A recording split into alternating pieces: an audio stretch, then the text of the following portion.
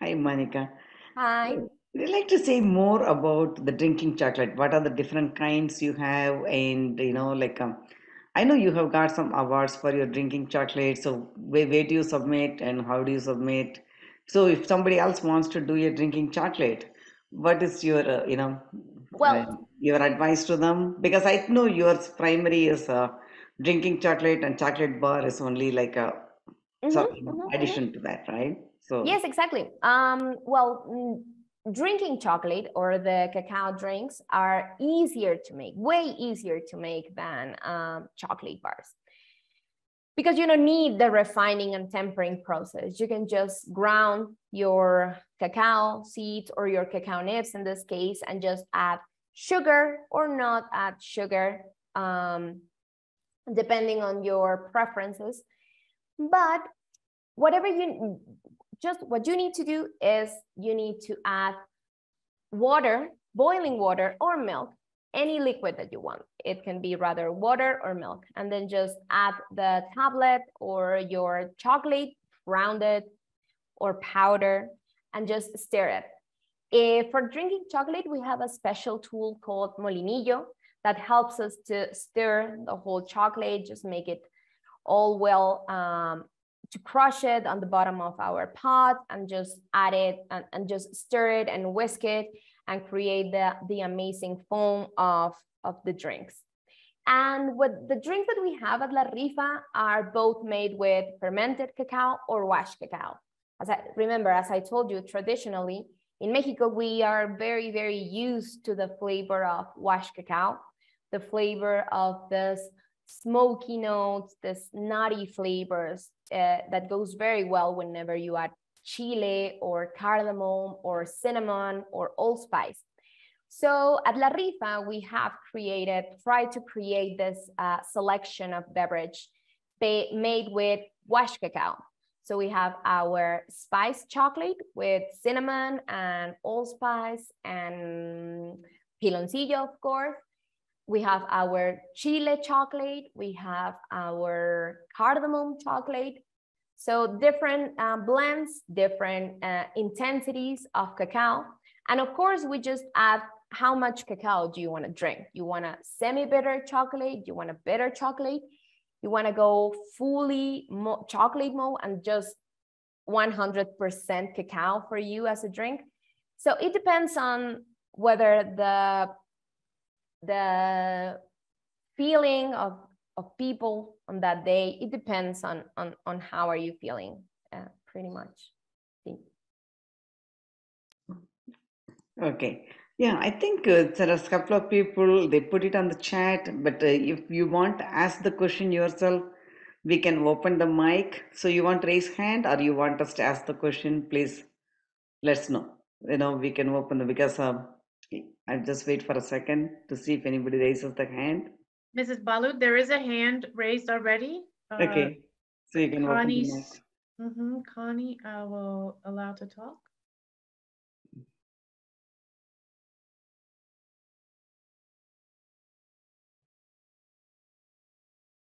Hello, Connie, Connie. yeah, Connie, you can unmute yourself if you like.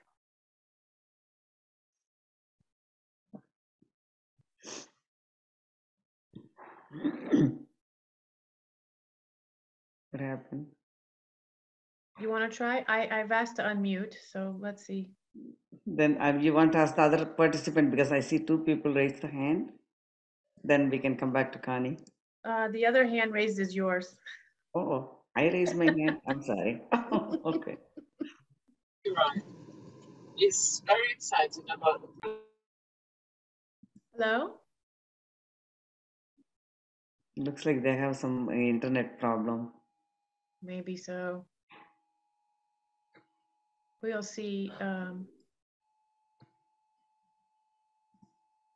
Okay, Tracy. Yeah, let's. It looks like Connie has some problem with the internet, so we'll come back to them. Yes, Tracy, you can unmute yourself.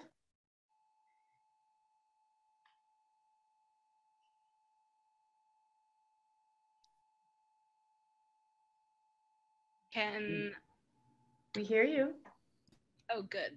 Does the chocolate need to be dried first? Yes.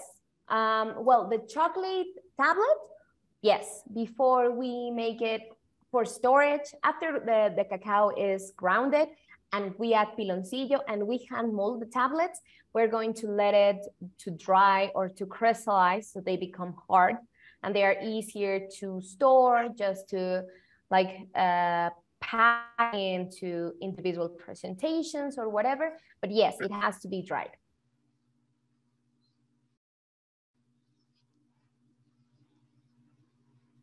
Mrs. Balu, you're muted. Is Kani ready to talk or Let's see. no? They went back to mute. Can you unmute, please, Kani?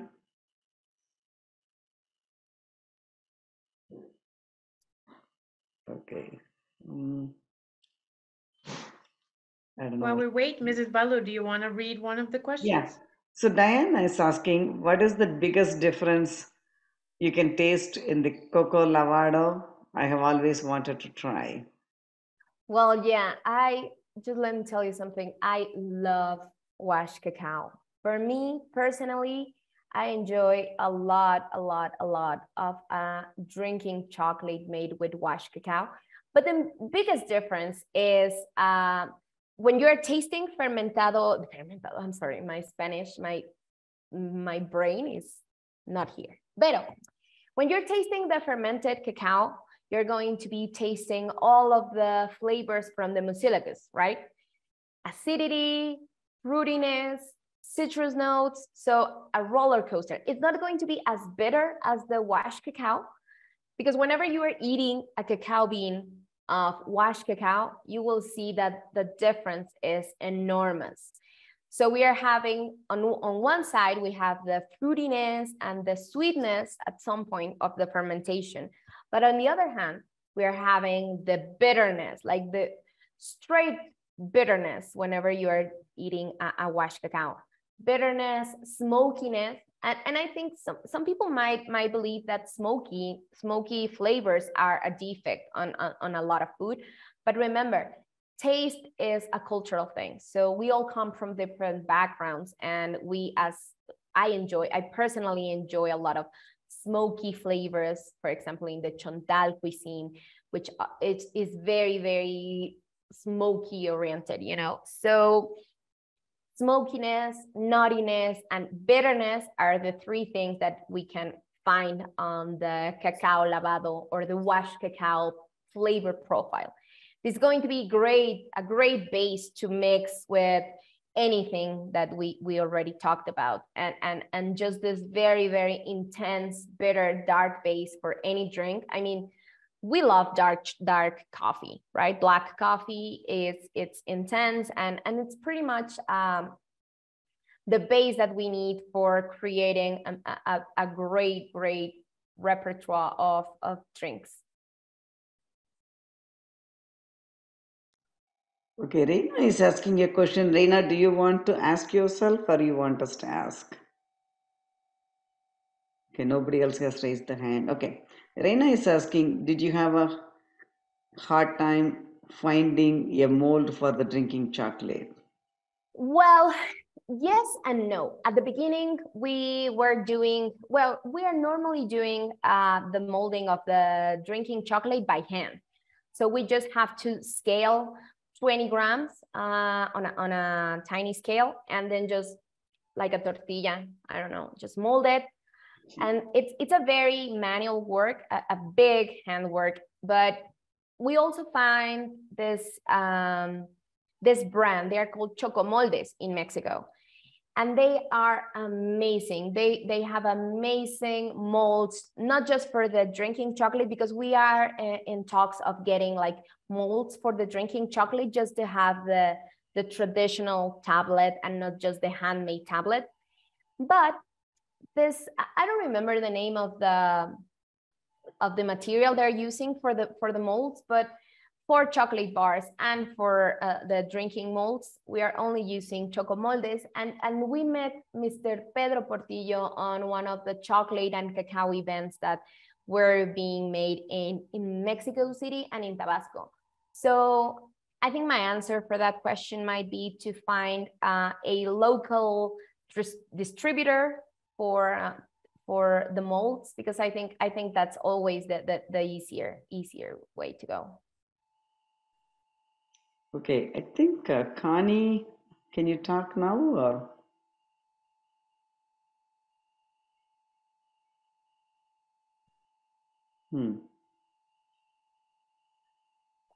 Okay, I see Tracy raise the hand again. Oh, okay, Tracy is talking.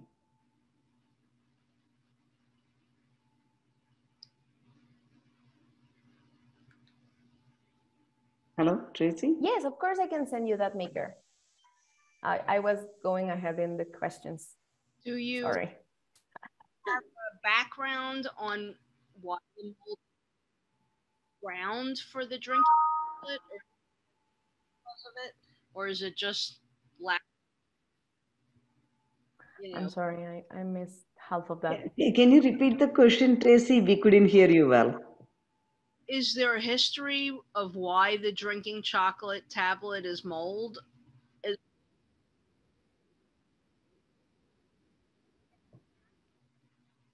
I think we lost.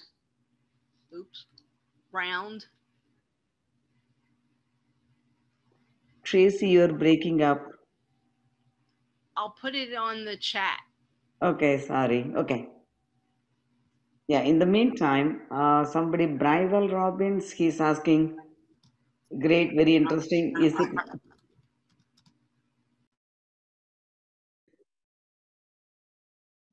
Is it necessary grinding before refining? I use a countertop refiner. Well, normally because of the amount of chocolate production that we make in La Rifa, we are always trying to like help out a little bit to the machines. But normally when we are doing like sample batches or something like that, we are trying a new cacao variety or something, we have a smaller melanger. I think it's a 1 kilo melanger, maybe, I don't know, but it's a tiny one. So on that one, we add straight the cacao nibs, like the roasted cacao nib straight to the melanger, and then just let it refine for 24 hours. Yes, we do it. It's not completely necessary to do it, but to grind before the cacao beans, but we like to help out a little bit for the machine production, for the amount of production that we make. Arturo is talking about his family tradition for almost 98 years. I would like to see, Arturo, you want to ask your own question? Like, you want to talk about it?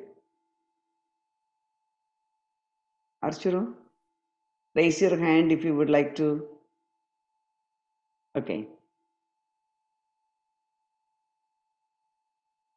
Sí, hola, ¿me escucha? Hola. Hola, I'm sorry, my English is too bad. Mónica, pedirte de favor si me puedes traducir. Sí, seguro, Arturo. Gracias. Mira, estaba comentando, me encantó tu presentación del chocolate mexicano. Mi familia tiene más de 90 años fabricando chocolate y precisamente fue una de las marcas que ocupó la mitad del mercado en México del chocolate de taza, de mesa. Y quería comentarles que una de las razones por las que era cacao lavado y no se fermentaba es porque en México solo existía el cacao criollo, el blanco, que es un sabor mucho más suave que el cacao que conocemos ahora. Y de ahí que el nombre forastero se llame así porque los españoles lo introdujeron de Sudamérica. Entonces, okay, Arturo, espérame, para que pueda traducir. Espérame. Okay, so Arturo was just telling us the story. He comes from a cacao farmer's family. He has been for 98 years in the tradition of making chocolate. And his family has this brand of drinking chocolate. And it is a very important chocolate brand. But he was saying that the reason that the cacao in Mexico, it's only washed, it's because before we only had the criollo variety, which is a creamier cacao, a creamier texture on the cacao because it has higher amounts of cacao butter.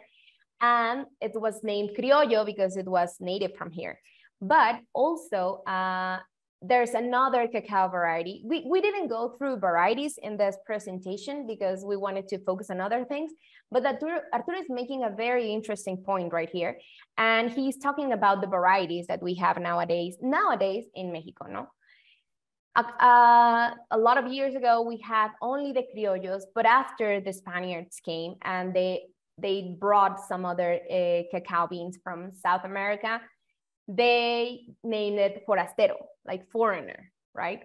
So these are names that are still being called for a lot of cacaos. So, ya, Arturo. Gracias. Sí, entonces la razón por la que se usa el cacao lavado por tradición es porque no necesitábamos conseguir más sabores mediante un proceso como es la fermentación. La fermentación es un invento europeo para elaborar el chocolate en barra.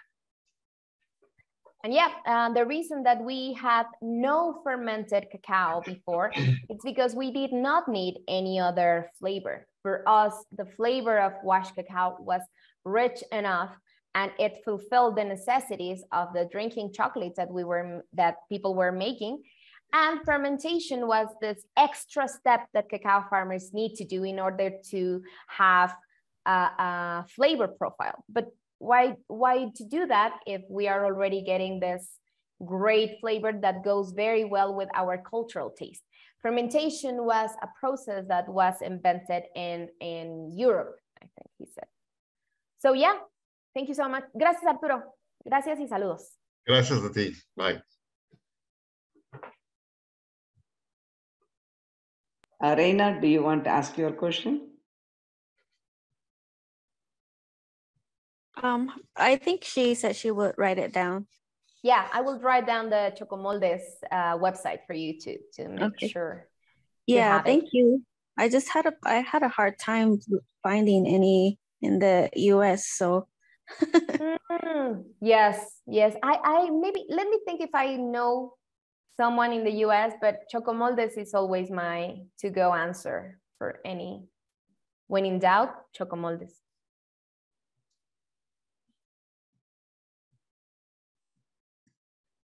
Okay. Ebenezer. Okay. Let me see if they want to, Just ask. follow. Do you see Tracy's question that she was I'm trying just to going ask? in the order. Okay, I'm sorry. I was going in the order. No, that's okay. Yeah. She wants to know, is there a historical reason why the drinking chocolate is round, is molded in a round form? Well, no, not a particular reason that I know. I think it's easier to have the round hand-shaped molds. And some of the traditional molds were rounded and had like, I don't know, like cracks in them. So you can like break them. So that's easier for them to break it and then add it to the boiling water, the boiling milk, just to help out a little bit with the molinillo to crush it on the bottom and then just stir it. But not a particular reason, I think. Maybe just practicity. Okay, so what percentage of the unrefined sugar do you use when making the tablets? Well, it all depends. We have different blends. We have different drinking chocolates. So our sweetest blend is the spicy chocolate, which is 35% cacao. The rest is piloncillo and sugar and cinnamon, allspice, and yeah. And then we go all the way to the semi-bitter, which is 50% cacao, 50% piloncillo. And then the bitter one is 70% cacao, 30% piloncillo, and of course the cacao paste, which a lot of people, it's 100% cacao, but a lot of people go for the 100% cacao and they add honey, like bee honey or agave syrup or coconut sugar. So it depends on how intense you want your cacao flavor to be, So to give you an exact amount of piloncillo, I think it's very difficult because I need to think about the whole batch, you know. But let's think about 50% piloncillo, 30% piloncillo of the entire batch, depending on how intense you want your chocolate to be. This goes both for the, well, for the chocolate bars, we only do 70% or 100% cacao, but for the drinks, we can play a little bit more with the piloncillo. Do you mind typing the spelling for the piloncillo? You know, Of because course, that's I'm a going new to put word it. we never heard about. Piloncillo. And in the meantime, anybody else wants to ask you a question, please raise your hand. Don't be shy. And I'm going to put the, I'm going to find the chocomoldes. I raised my physical hand because you can see me. Okay, so we talked before the presentation that I have a couple of your bars that have made it into my hands. So while you were talking, I have the volume up loud and I was able to run to my Secret basket, my stash that's on the way top shelf, and everybody knows don't go up at the top shelf. Yes. And I brought down the bars, and we've been doing a lot of webinars and talk about storytelling, and so I noticed there's the very different presentation of the two bars I have. So I have I have this beautiful bar. Yeah. And then I have this. Yes. Beautiful bar. Package. So, yes. So one is packaged in a sort of more commercial type packaging with you know, it's shiny, cardboard, what you sort of come to. And then this is wrapped in a beautiful, delicate, almost like butcher paper, yeah, but not as strong. And then this lovely stamp. Yeah. So why the choice of two different things, and what story does each one? I bet there's a reason for story-wise why you've chosen the packaging this way. That's a very beautiful question, actually. So as I told you in the beginning, this was La Rifa. It first started as a side project. I was very young when my partner and I started this, and we were just making chocolate. However, we knew how to making chocolate. We had no idea about branding or social media or cacaos or piloncillo or anything. We had no idea. We started from zero, from scratch, from the basics that we all know of chocolate, you know. But this has been a very interesting journey, as I told you. We've met people, we had the opportunity to visit other places, other cacao plantations, and every single one of these experiences has brought into the game of creating the identity of La Rifa and each chocolate. So the first packages that we were making, the first chocolate bars that we were making, we were actually using just a mill. We had no melangers, we had no idea about Cocoa Town or anything. So we were refining our own chocolates with our mill. So we were grinding the chocolate, the cacao, with the sugar, like for 8-10 times on the mill. So we got the consistency of a refined chocolate. But we were thinking like, okay, we need a package for this, but we have no money, we have no branding ideas. So we decided to make it as craft as possible. So that paper that we cover our bars in is like the paper that they will give you on the tortilleria. You know, it's very thin, and it was really easy to pack. So we weren't thinking, when we were making the design of the tortilla paper, we weren't thinking about exporting chocolate to the US or anywhere. So we were just thinking into the small scale of selling chocolate in Mexico City, right? But everything evolves, and the project became in this position where we could like started to make different illustrations, different packages, not just to make it prettier, but also to make it with information that had value on it. So Uranga chocolate, the one in the box, is one of the first chocolate, the first cacao varieties that we started working with from a very, very dear cacao farmer's family in Pichucalco, Chiapas. And the idea was to be able to put on the package a lot of the story behind this chocolate, the family, the cacao plantation, the community that this cacao grows into.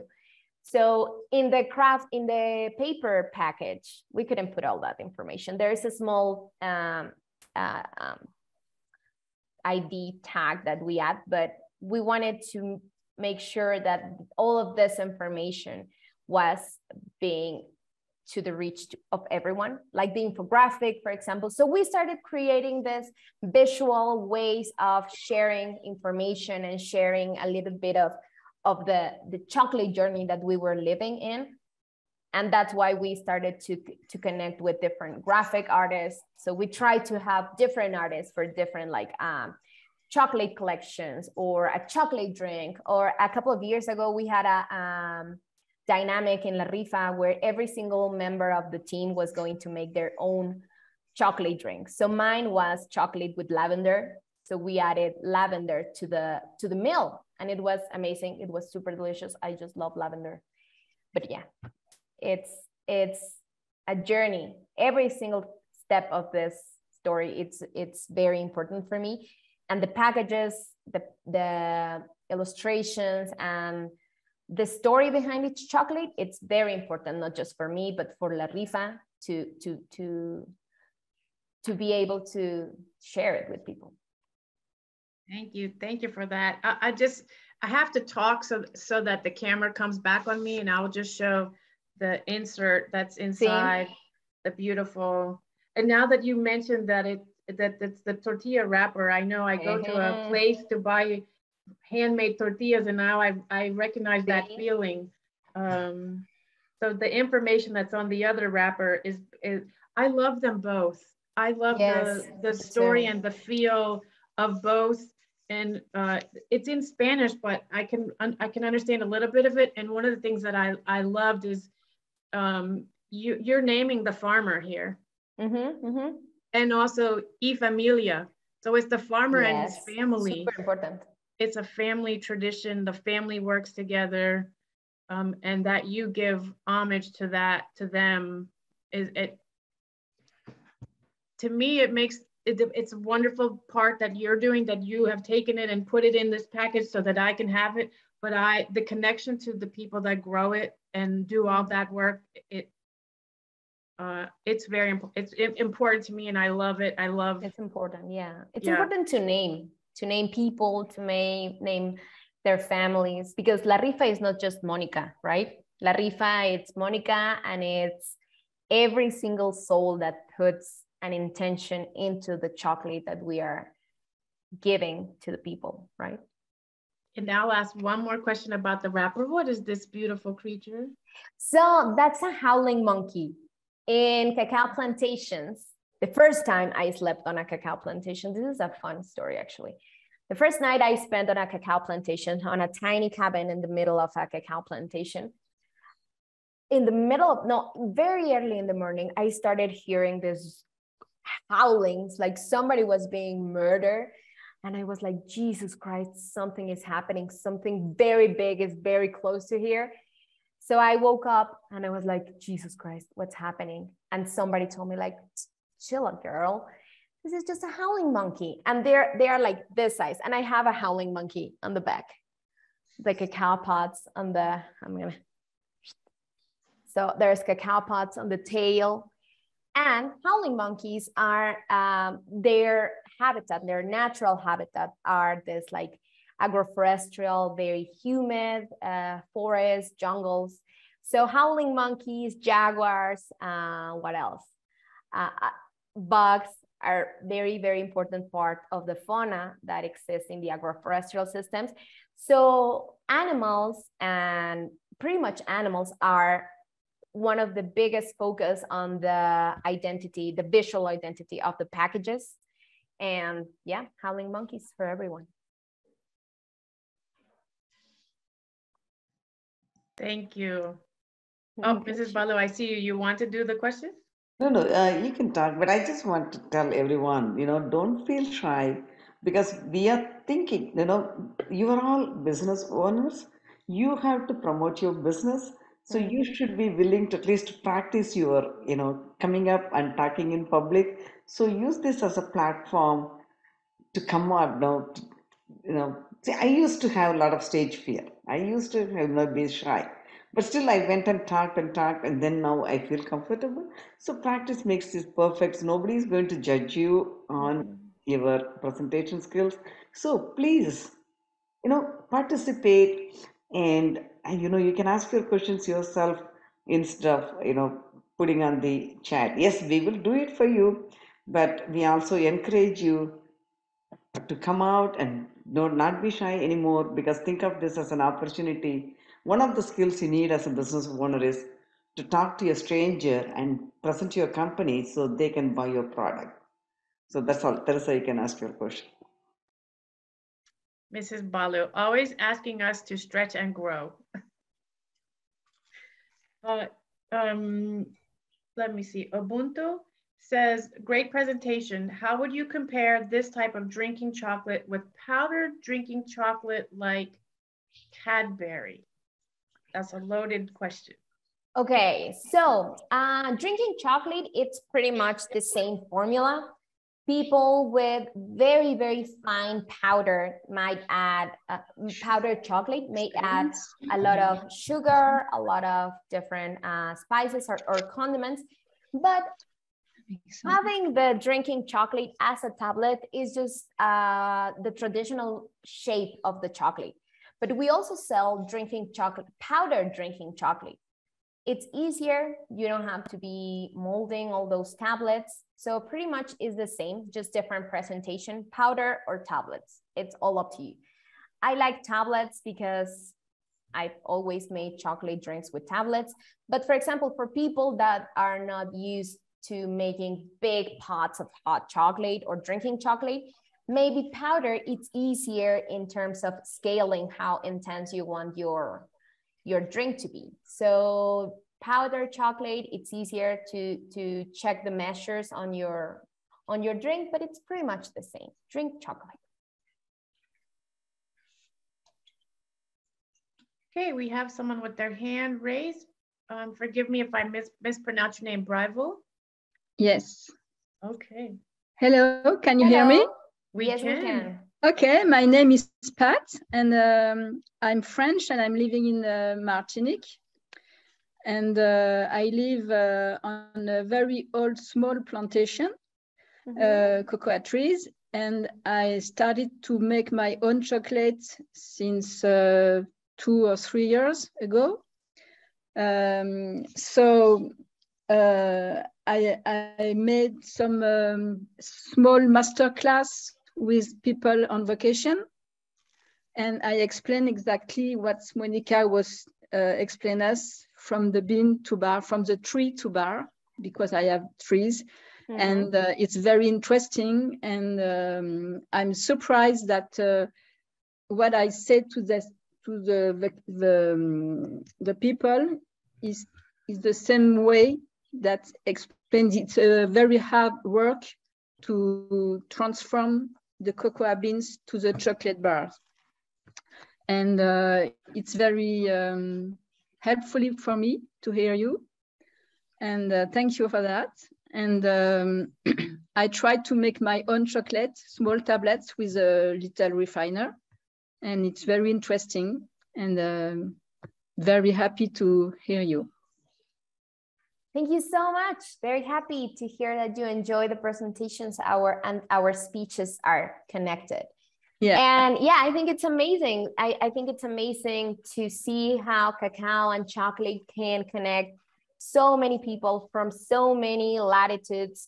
and so many different like backgrounds come together, right? And I think it's very, very important to keep sharing the knowledge. No, I think one of the biggest learning lessons that I've got from communities and cacao farmers, cacao organization, is this idea of community.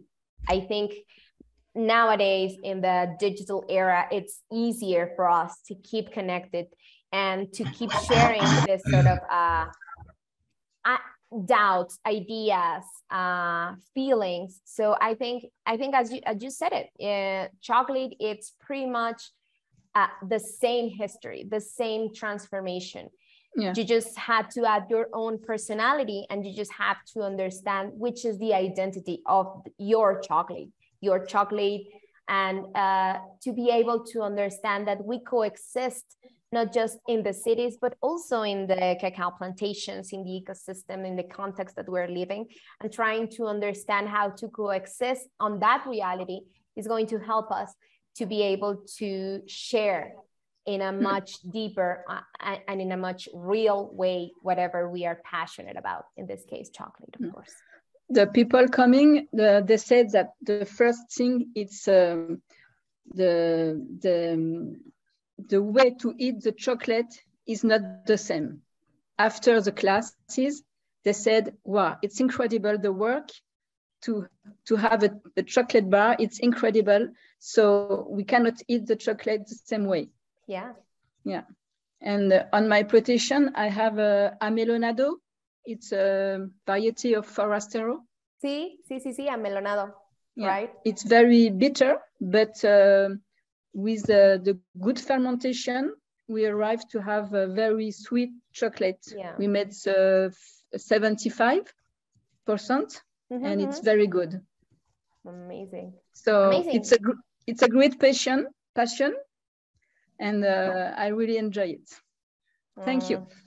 Thank you so much for sharing with us. And yeah, it's a passion. Yeah. And my advice is just to keep tasting chocolates, tasting crappy chocolates and tasting good chocolates, because that's the only way you're going to make your palate there to understand what is the difference between a real chocolate and a candy chocolate. I didn't mean crappy, I meant candy. Exactly. Thank you. Thank you.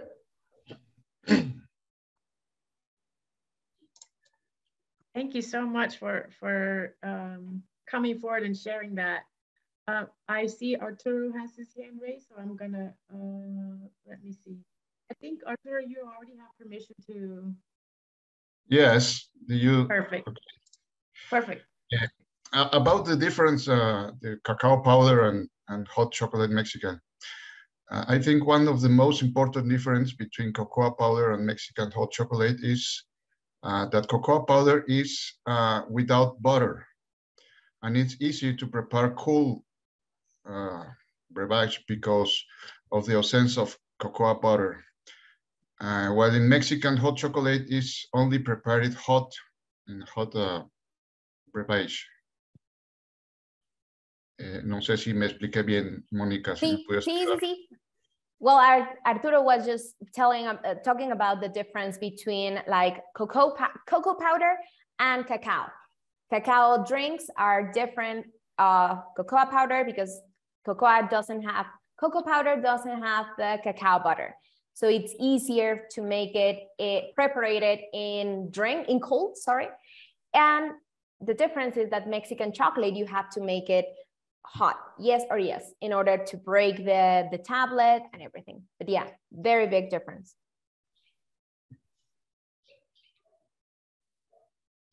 Monica, I have a question. You mentioned in your presentation about that many of the cacao farmers are, I'll call them elders. Yeah.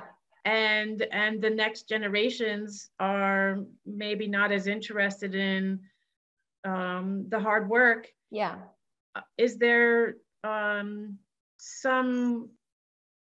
is there something going on either culturally or within the industry to make it, because once we lose our elder farmers, what's going to happen?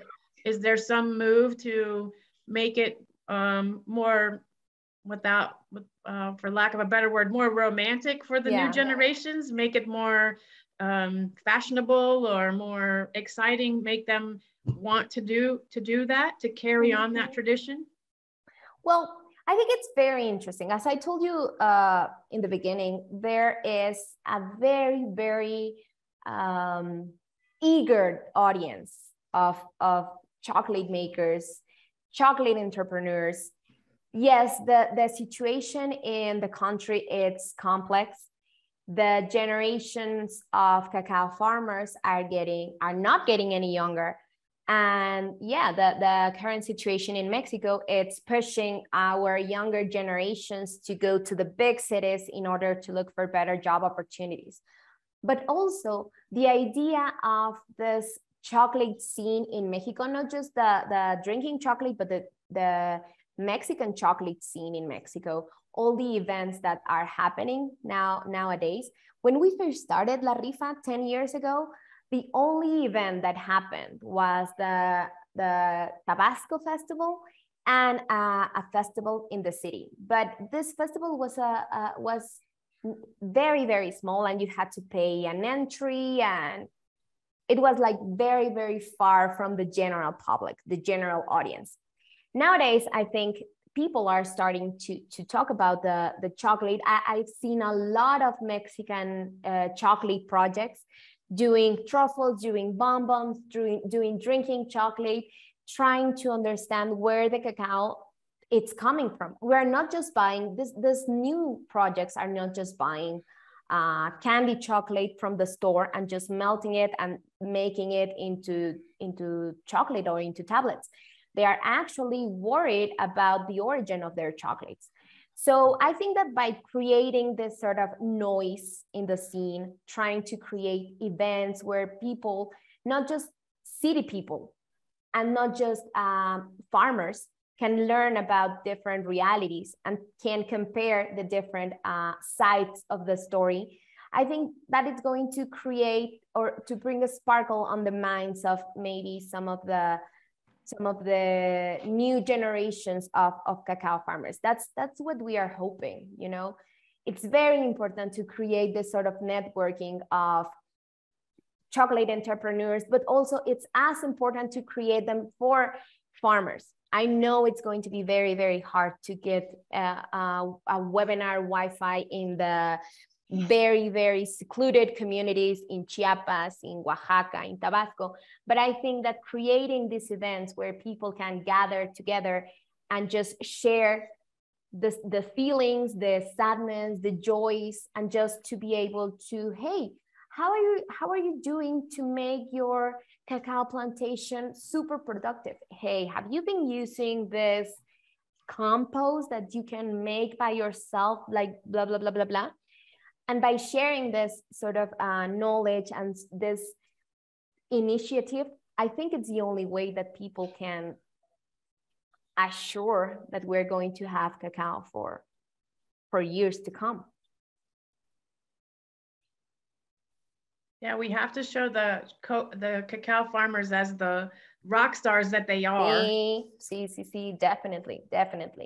It's super important to name every single agent in this equation, because what it's not named, it's not recognized. Mrs. Balu? Yeah, see, we have a saying in our language that I always quote. They say, if the farmer doesn't put his foot in the mud, you cannot put your hand in the food. You know, but unfortunately, more and more food is sold in the supermarket, so the younger generation doesn't even know where the food comes from. You know, we have moved far away from the farming communities. So I wish there is like a magic wand to make the farmer's life easier and more compensated better. Because if you look at the chain, when they sell us a commodity, they get like a very, very minuscule percentage of the final product. When it moves up, then people in the intermediary, they make more money than the person who is putting all their hard work, rain or shine, they have to be in the farm morning to night. So I don't know. That's why how to educate younger generation, there's a future in the farming, because right now they don't see the future, and we cannot blame them because most of the farmers go hungry. Yeah. So we have to do something to change that inequality, because when they grow the food, if they cannot even eat, what are we doing?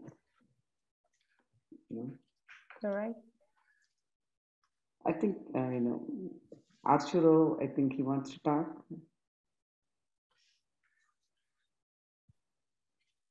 Arturo, did you have something to add?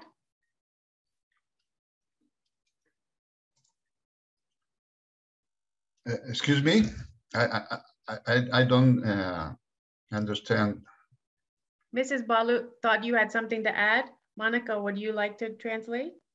Arturo, solo preguntaban si tienes algo que agregar o si ya habías participado porque quedó tu manita levantada.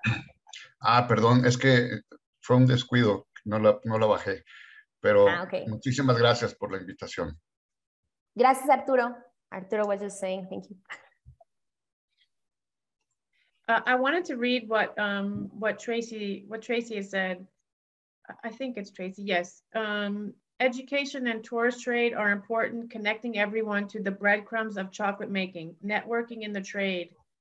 She says, yes, bingo. Public needs to be more educated on chocolate so the farmers can be more appreciated and compensated. Yeah. Amen. Absolutely. I mean, I couldn't say it better. Yes.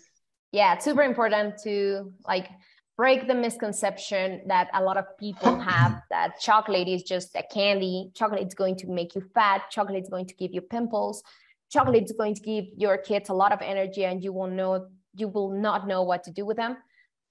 Just break that misconception, break the idea that chocolate is just a candy, and find your local chocolate projects, eat chocolates with high percentage of cacao, and you will see what of a superfood cacao really is,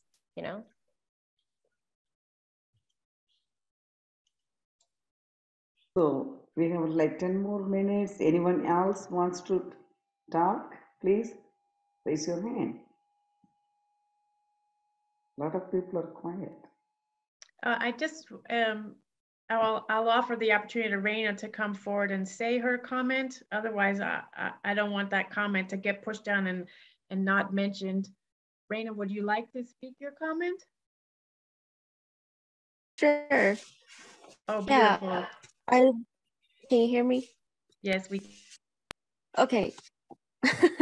Yeah, well, I was just thanking Monica and Cocoa Town for highlighting your business, because as a woman of color as well, there aren't many opportunities for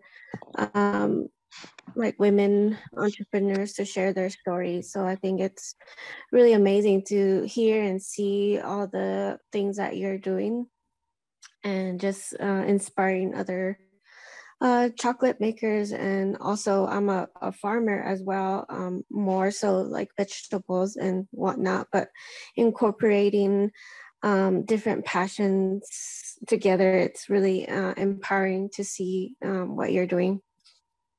Thank you so much, Reina. Thank you so much. And yeah, just a quick shout out to all the women entrepreneuring, trying to make it out in this world. I think we are very, very important in this equation too. Whatever you transpose it to, I think being a woman and trying to fight for your voice and for the right to be on the public spaces, on the economic spheres, it's super, super important. I know it's not an easy job by any means, in any latitude. It's easier wherever you guys are standing from. But I think it's very important to stay there, to stay on the public eye, to stay loud, and to stay saying all the things that for many, many years, historically, men have tried to silence us. So my heart goes out to all my entrepreneur women trying to do their best. And I'm pretty sure you're doing the best of the best. And yeah, it's all about supporting our community, our women communities. So just wanted to say that it's not easy. It's not easy, ladies, but somebody has to do it. And I don't think we should let the men to take the lead on this one anymore. But I also love men. I just wanted to say this parenthesis. So thank you. Thank you so much, Reina.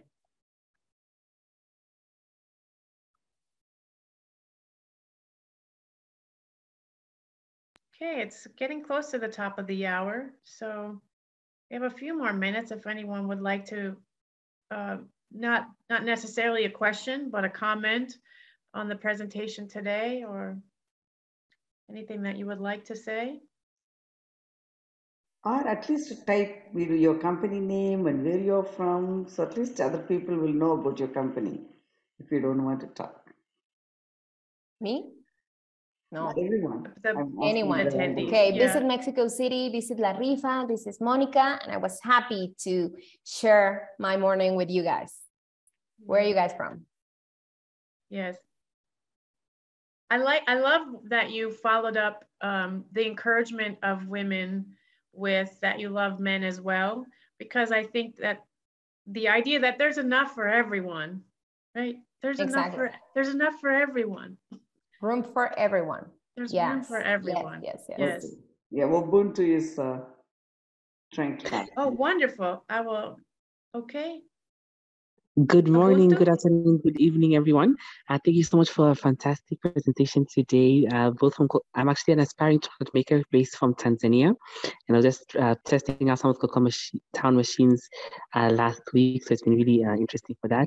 Thank you very much, Monica, for sharing your story. Actually, it's made me realize how much you can do with the small machines and starting out, because before I thought you needed the huge machines to make things like drinking chocolate, because I was told that you have to remove the cocoa butter, which means you need a big press for that. But I think your story proves how much you can do with a small machine. So thank you very much for sharing.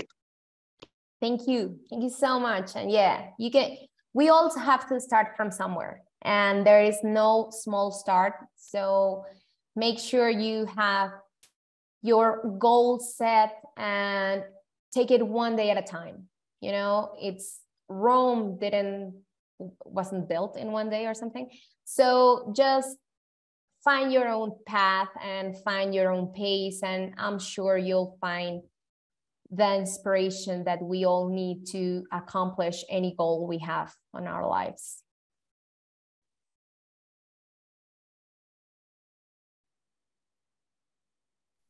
Thank you. Thank you. Mrs. Balu, you're on mute. Yeah. Anyone else want to come forward? Who has not talked so far? 3 or 4 minutes. I just wanted to speak to what what was just mentioned. It's you know, something that we do. It's not a brag about Cocoa Town, but one of the things that, you know, we tell customers, you don't have to start with the full kit. You don't have to have all the parts at once. You can buy just the Mellinger and start there, and then as you grow, you can add the pieces. You know, you talked about hand winnowing. Yeah. You know, it's not an all or nothing endeavor.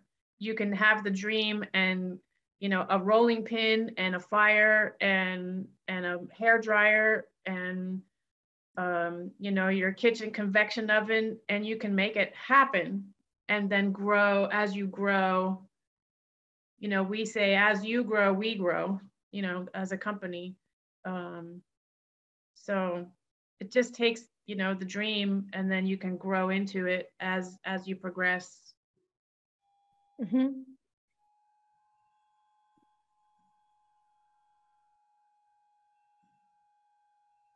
Well, it's 11:58. So in 60 seconds, tell us the one thing that you want the attendees to walk away with, Monica, the one thing that you hope to leave us with.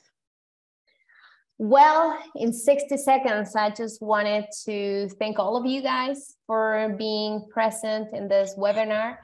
I just wanted to let you know that it's super, super important to create community wherever we are and whatever we are doing for livings. Community, it's a very, very important part of whatever we are trying to build, and rather it's a virtual community or a physical community. I think it's going to be very, very important for all of us to start understanding that the simpler things are pretty much the answer for a lot of our problems. So go back to the origin, find your community and start working with your local producers in cacao, in coffee, in whatever crop you are interested in, and just look out for yourselves, look out for your community, and just stay true to whatever you feel that your life goals are. Thank you so much, and don't ever doubt on reaching out to me at La Rifa in our social media. We're always there. If I don't answer, somebody will tell me the message and I will receive it. Thank you so, so much, Mrs. Balu, Teresa, for all the following that we have had the past few weeks, and super excited to be part of this webinar, super, super excited to be part of this community. And thank you so much, guys, for everything. It was an amazing, amazing webinar. Mrs. Balu? Yes, Monica, yeah, when you said that final word, that's what, I remember they say, if you want to go fast, go alone. If you want to walk far, then go exactly with others, right? Amazing. So See, absolutely. Yeah, so thank you for that. And thank you all for working with us in this webinar and also in all our, journey so far. Together, and we look see? forward to working with you further, so we all can reach the, farther. Yes, definitely, definitely. So thank you all for your time, because without you, CocoTown doesn't exist. We have a lot of people working behind the scenes for making the CocoTown and this webinar successful. So thank you, Teresa, Raghavendra, Jay, and Hinali, David, Dan, Balu, Gary. So a lot of people, I have to keep adding more and more. Sorry, but all of you, whether you're a customer or not, you all contributing, because you are helping the cocoa farmer in the end. That's what going to make the planet better planet. Thank you all, and Loka Samasta Sukhino Bhavantu. Have a good rest of the day, and we look forward to seeing you. That's why you just want to tell them what's the next one coming up. Yes, I do. Thank you. Two things I have to say. That short list of names Mrs. Balu just gave, that's your CocoTown team. That was a short list of names. It always amazes me how much we get done with that short list of names. And so next Saturday, normally we have a break in our webinars, but we'll be back. We'll be back here at 10 o'clock next Saturday with Nick Saxby from Cocoa Runners. And he's going to talk to us about communicating our brand message through storytelling. So I had an opportunity to hear him speak through virtual Chacoa this year, and he has a great message for us about communicating through storytelling. I was going to say only two things, but one more thing. Just if this had value to you, you're going to get an email with a link to watch the recording, and also a survey so that we can grow and get better. And then as well, if it had value to you, if you would be so kind to go and leave a review anywhere, Google, our website, so that more people can find out about the Empowering Chocopreneurs webinars, and we can reach more people and continue to build the community that we were just talking about. Thank you.